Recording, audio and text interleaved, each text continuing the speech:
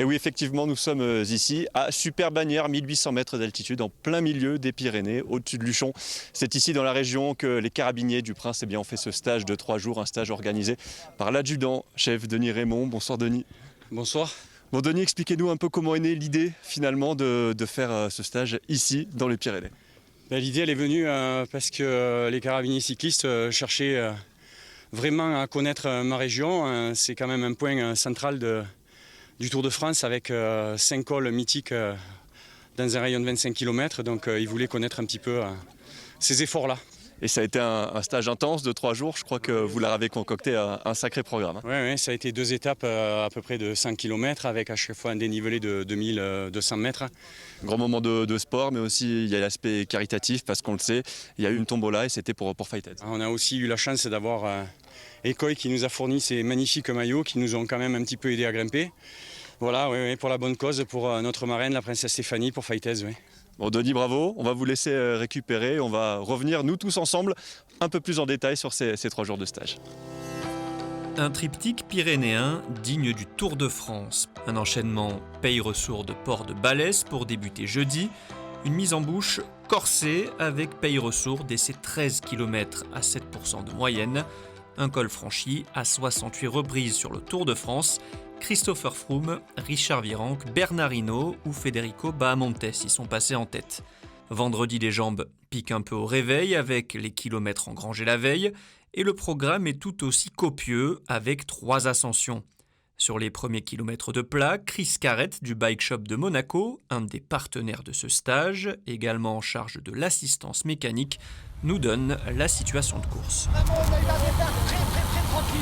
Je pense que l'étape va être très difficile. On a toujours le favori Chris Carrette de la formation Fighthead.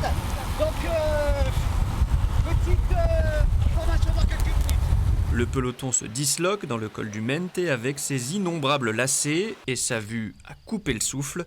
Puis après un regroupement au sommet, direction l'Espagne pour grimper le col du Portillon avec 7 virages qui portent le nom de vainqueur espagnol du Tour de France, de Bahamontes en passant par Ocaña jusqu'à Alberto Contador.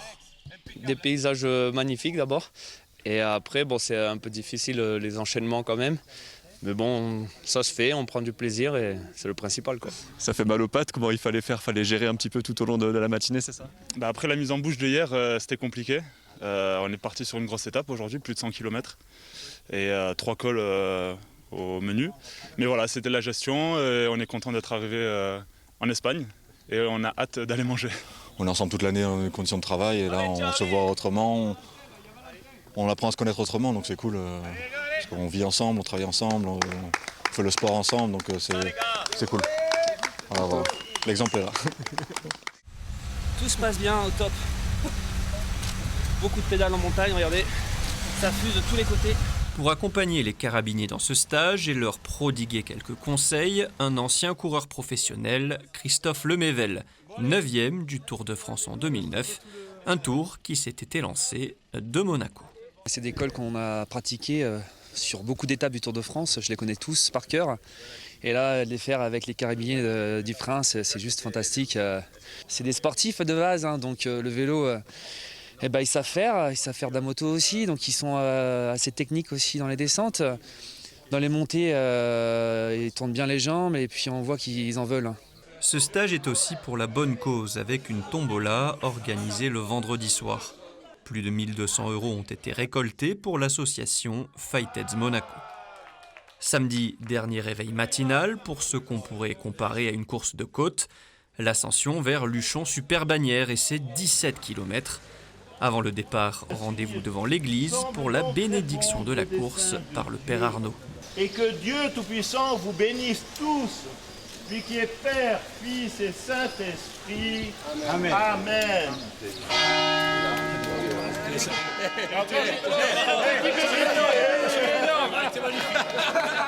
Pour accompagner les carabiniers sur cette montée vers Super-Bagnères, un invité de marque, Pedro Delgado, vainqueur du Tour de France 88.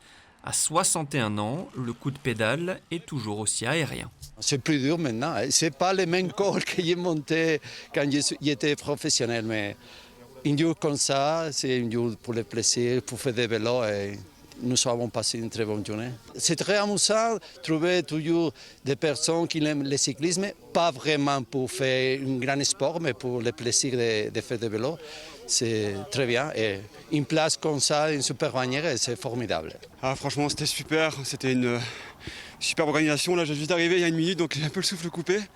Mais c'est vrai que c'est pas facile d'accumuler 3 jours de vélo en suivant, quasiment 6000 mètres de dénivelé. Mais on a un groupe soudé, et on n'a rien lâché, on était jusqu'au bout pour notre marraine, pour l'association.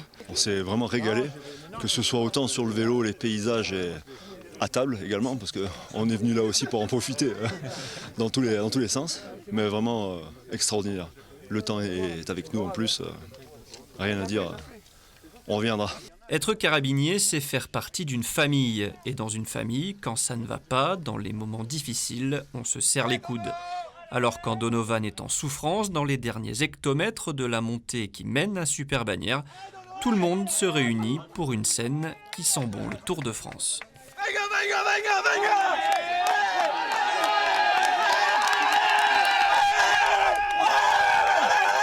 C'est énorme, c'est une sensation qu'on voit jamais. Et du coup, moi je suis pas un grand cycliste, comme vous avez pu le voir, je suis toujours un peu dans la fin du peloton.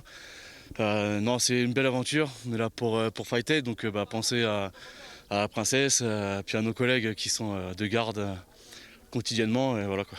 Et quand l'adjudant-chef Denis Raymond est en approche du sommet, toute la compagnie remonte sur le vélo pour l'accompagner dans les dernières rampes et franchir la ligne d'arrivée avec lui. Le mental est marraine, exceptionnel. Je ne me rappelais pas que c'était aussi dur. Pas le temps de profiter du superbe panorama au sommet, avec notamment le pic d'Aneto, encore enneigé, le point culminant des Pyrénées du haut de ses 3404 mètres.